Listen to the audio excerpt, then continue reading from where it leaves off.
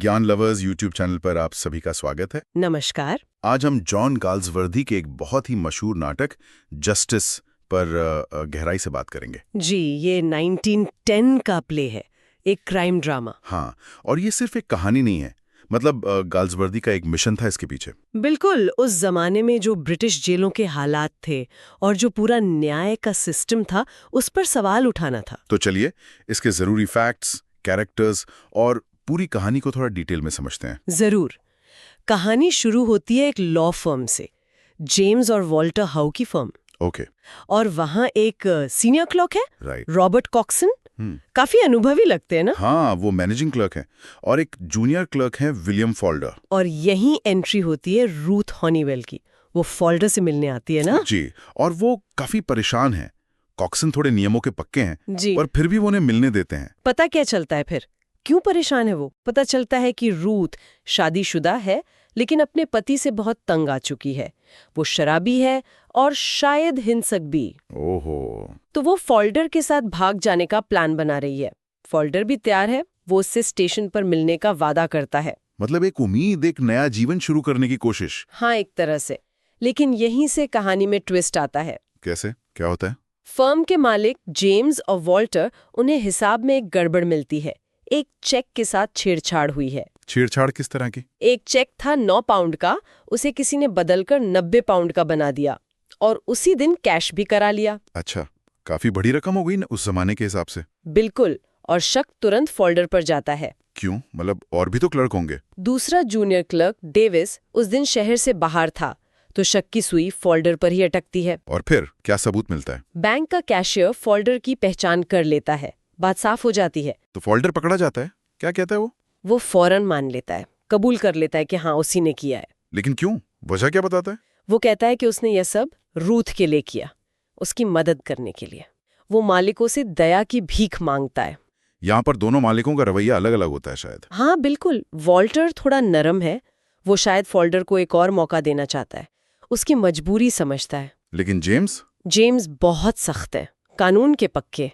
उन्हें लगता है ये सोची समझी धोखाधड़ी है, कोई मजबूरी नहीं। वो उसे पुलिस के हवाले कर देते हैं। तो मामला अदालत पहुंच जाता है? जी, कोर्ट का सीन आता है। फोल्डर का मुकदमा चलता है। उसका वकील कौन है? एक युवा वकील है हेक्टर फ्रोम, वो फोल्डर का बचाव कर रहे हैं। और सरकारी वकील है क्लीवर। फ्रोम क्या दलील देते हैं? कैसे बचाते हैं फोल्डर को? फ्रोम कहते हैं कि फोल्डर ने ये अपराध किसी प्लानिंग से नहीं किया, ये बस एक पल का जुनून था। मतलब भारी मानसिक दबाव, एक तरह की टेम्पररी इंसैनिटी। अच्छा, मतलब वो दिखाना चाहते हैं कि वो असल में अपराधी नहीं है। हाँ, वो कॉक्सन को गवाह बनाते हैं, रूथ को भी बुलाते हैं। रूथ क्या कहती है कोर्ट में? रूथ बताती है कि फोल्डर ने ये सब उसके लिए किया। वो उसकी मुश्किल हालात बयान करती है। लेकिन सरकारी वकील क्लीवर, वो क्या करते हैं? क्लीवर बहुत चतुर वकील हैं। वो जिरह करके रूथ को एक गैर जिम्मेदार पत्नी की तरह पेश करते हैं। ओहो, मतलब वो फोल्डर के मकसद पर ही सवाल उठा देते हैं। हाँ, वो ये साबित करने की कोशिश करते हैं कि फोल्डर ने जानबूझकर पूरी प्लानिंग के साथ ये फ्रॉड किया। कानून की नजर से देखते हैं, इंसानियत की नहीं। और नतीजा क्या होता है? जूरी क्या फैसला सुनाती है? जूरी फोल्डर को दोषी पाती है। उसे 3 साल की सजा हो जाती है, सख्त सजा। 3 साल? ये तो बहुत ज्यादा लगता है इस गलती के लिए। यही तो गाल्सवर्दी सिस्टम पर चोट कर रहे हैं।